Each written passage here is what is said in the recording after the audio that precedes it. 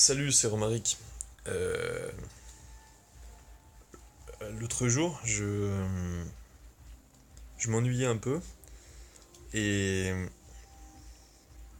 et du coup, j'ai fait du yoga, du qigong, des trucs énergétiques.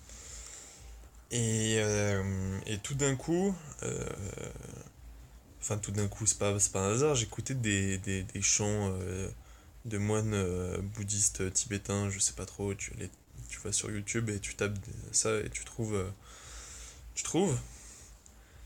Euh, je te mettrai le lien si tu veux.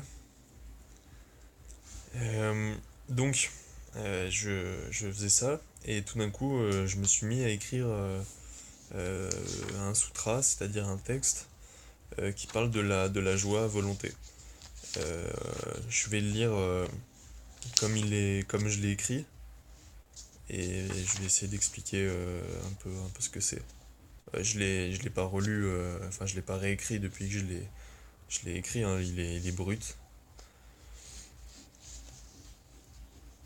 Les comportements inhibés ont pour cause l'ignorance, la réprobation, l'expérience de la réprobation. Le pouvoir de l'être repose dans sa palette de comportements connus. Son accroissement, l'accroissement de la palette de comportements connus, cause l'accroissement de son horizon possible non subi. L'être dispose d'un horizon possible double. Les possibles actifs non subis et les possibles passifs.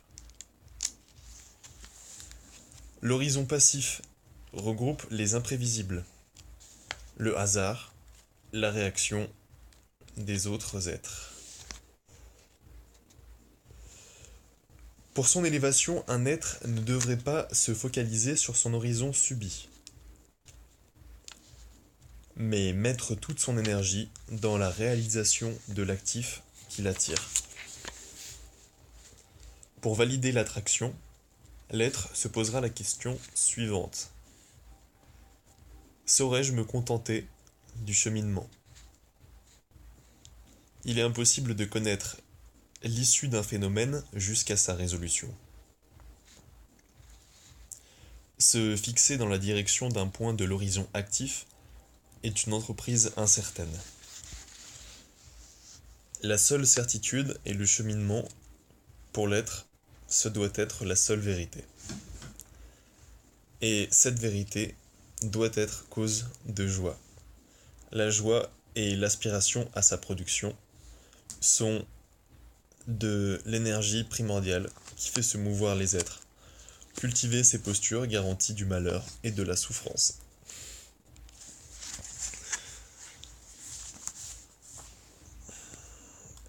Voilà. En gros, c'est pour s'automotiver. L'idée, c'est. Enfin, je le lis, je trouve que ça a plus de sens quand je le lis enfin, si je le lisais euh, en abordant les concepts dans l'autre sens, du coup. Euh, L'idée, ouais, c'est toujours de s'automotiver, de se dire que faire des choses, c'est bien. Honnêtement, je sais pas si c'est bien, je sais pas si ça apporte le bonheur dans l'absolu, tu vois, mais je dirais que là, en me convaincant de ça, euh, j'ai une posture positive sur mon environnement, je pense, à terme, en me développant, hein. Je suis pas du tout en état fini, au contraire. J'ai encore plein de comportements à adapter pour devenir un écolo de très haut niveau. Ceinture noire, 10e dan écolo, je suis très très loin de ça, moi je suis ceinture jaune. Mais là je m'entraîne. Bon, tout ça pour dire que l'idée c'est de se motiver. Donc si là j'essaie de me dire pourquoi. pourquoi je fais ça, enfin pourquoi je dois être motivé. Et du coup, j'associe la motivation à de la joie, c'est-à-dire, enfin pas tant, enfin la joie c'est le côté général, mais là je pense principalement au fait que les gens te remercient, la gratitude des gens, euh, le comment dire, euh, même le sens, enfin, le sentiment d'avoir accompli quelque chose, tu sais, je sais que c'est social, je sais que c'est culturel, je sais que dans l'absolu, c'est pas forcément une bonne chose, mais c'est pas, si tu veux, si ça en devient pas du narcissisme, ça peut pas faire de mal, ça te motive, ça continue à te motiver dans ce monde physique, dans ce monde en tant qu'humain, donc t'es humain et du coup t'as le droit, tu peux t'autoriser des plaisirs, voilà, faut juste le faire sobrement, c'est-à-dire ne pas désirer plus que ce qu'on peut avoir euh, de manière soutenable. C'est ça la joie, du coup, c'est en fait c'est le merci quoi. C'est le merci d'une quand tu fais quelque chose et qu'on te dit merci, voilà, c'est cette joie, c'est cette gratitude, c'est le fait d'avoir suscité la joie chez les autres. C'est ça la joie, c'est de transmettre cette énergie de faire, de donner, de partager, etc. Côté de croire en l'homme, le côté de d'ouvrir, d'accepter de s'ouvrir, d'être sensible, voilà. Et ça, ouais, voilà, bon, c'est ce que je dis à la fin en fait. Et, euh, et en fait, je parle aussi de. Là, il y a une partie sur le cheminement. Le cheminement, c'est, c'est justement sur ces désirs. Euh, Tu as le droit de désirer des choses. T'es humain, tu peux désirer faire des trucs incroyables, des trucs qui dépassent l'entendement, mais euh, honnêtement, pour moi, c'est pas. C'est une limite, parce qu'il faut accepter de se fixer des limites en tant qu'humain, en tant qu'être pas infini, non fini. Il faut accepter de se fixer des limites parce qu'on a une place dans l'environnement et que c'est on peut pas obtenir plus que ce qu'on construit. En fait, on est dans euh, dans une forêt. Dans une forêt, euh, les, un arbre peut pas prendre plus de place. euh, il peut pas absorber tous les nutriments parce qu'il y en a d'autres qui les captent autour. Et cette métaphore n'a aucun sens. Bref, on peut désirer sobrement, je pense. Pour moi, c'est ma philosophie. Euh, mais du coup, il faut à la fois être attiré par ces choses pour continuer à se déplacer, à se mouvoir, parce que quand on se mouvoit, quand on se meut, voilà, quand on se déplace, quand on donne, quand on partage, on partage de la joie, on améliore le quotidien des autres personnes. Et, et ça, c'est déjà la motivation de faire des choses. Et en fait, quand on fait des choses, on a bien rémunération, on est rémunéré nous-mêmes en joie, en, en, en alimentation de la volonté.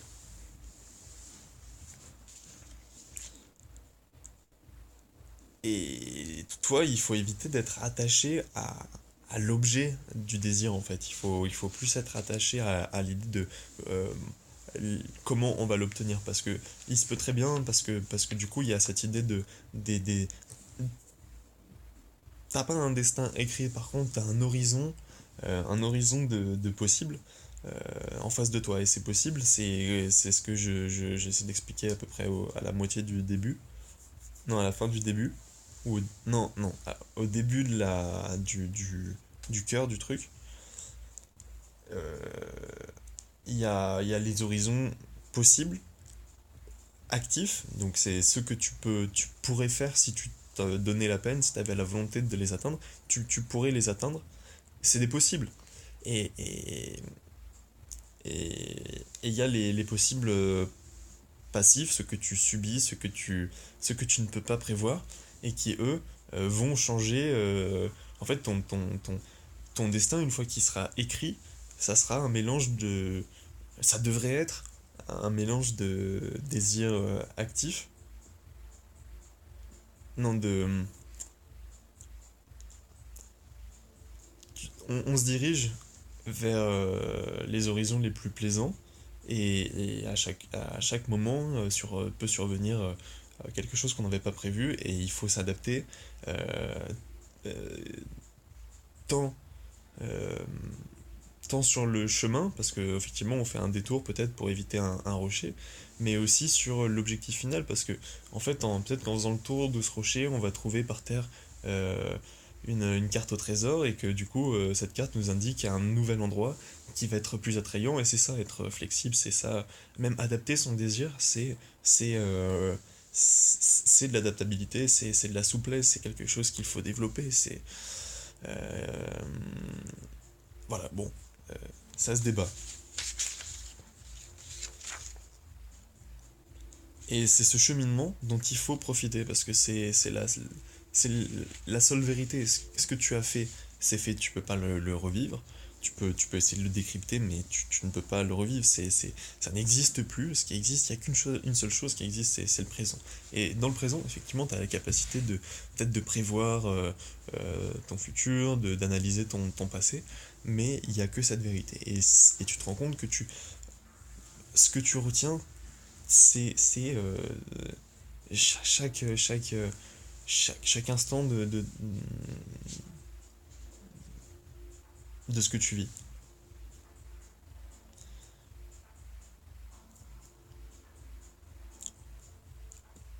Donc le cheminement, c'est si tu veux, c'est toute la durée, la période de vie qui sépare une impulsion un nouvel objectif et son obtention, s'il y a obtention. Et il y a que ce mouvement qui apporte de la joie. C'est la volonté, ce mouvement. Pour se mouvoir, il faut avoir la volonté de le faire.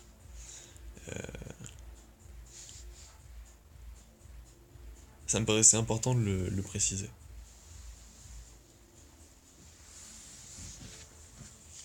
Parce que j'ai oublié de quoi je parlais. Bref, se concentrer sur le cheminement, se contenter du cheminement et pas être frustré si on peut pas atteindre l'objectif. Être très heureux si on peut l'atteindre. Effectivement, profiter, mais rester neutre face à la non-réalisation d'un désir.